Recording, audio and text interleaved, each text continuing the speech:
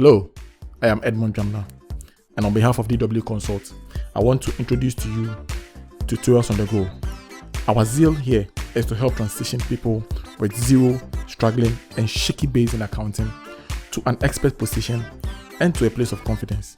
It is also a platform to stay abreast in all matters of accounting. Tutorials on the Go is also designed to assist in the smooth studying of the ACCA and ICA professional qualifications, as well as any tertiary accounting discipline. All that is required of you is to subscribe to our channel on YouTube at DW Consult and click on the notification bell to be part of it. Also, like and share the videos by way of inviting others to come aboard. Tutorials on the Go, bringing accounting to heart. Now, today's episode's lecture. Asset register. Now, a business will typically have accounts for the cost of each class of non-current assets, such as buildings, plants, machineries, furniture, etc. There will also be accounts for the accumulated depreciation for each of the classes of non-current assets above. Now, the cost account keeps track of the total cost of each type of non-current assets, while the accumulated depreciation account keeps track of the total accumulated depreciation for the types of assets. However, more detailed information is also required. For example, when an asset is sold, its depreciation to date has to be transferred to the disposals account. So records are needed of how much depreciation attaches to each of the individual assets. Let's look at the detail of the asset register. The first we'll discuss is the cost of the asset. The purpose of the cost of the asset is to help calculate the depreciation charge, as the formula involves either a rate being applied to it or being divided by the asset's useful life. Okay. The second one is the date of purchase. It helps in determining the value of the depreciation charge, especially when the depreciation is to be prorated. I believe you all know what proration is about. It also assists in the determination of the accumulated depreciation, since it sums all the depreciation charge to a period. The third on the list will be an estimated useful life.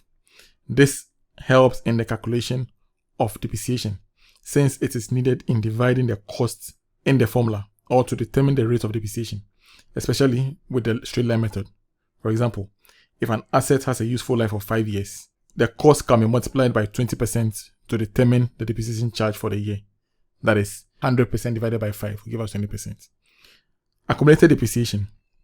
This is needed to work out the net book value as well as determining the profit or loss upon disposal. If you remember a lecture on sale on non-current assets, we would have to get accumulated depreciation, subtract it from the cost of the assets, get a net book value, and compare it to the proceeds to determine whether there's a profit or a loss.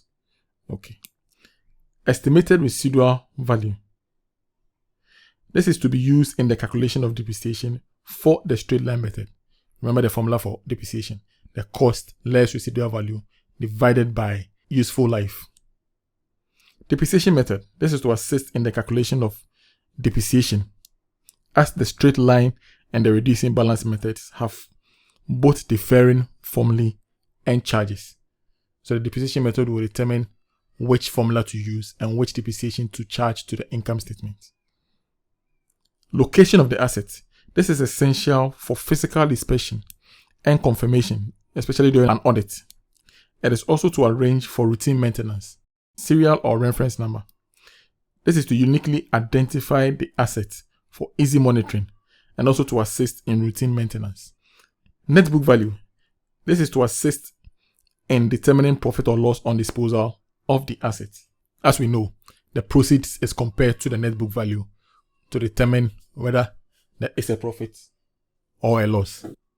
Last but not the least, date scrapped or sold. Now, the date that the asset is scrapped or sold is very crucial for the calculation of profit or loss upon disposal, because the date that the asset is sold will determine the net book value.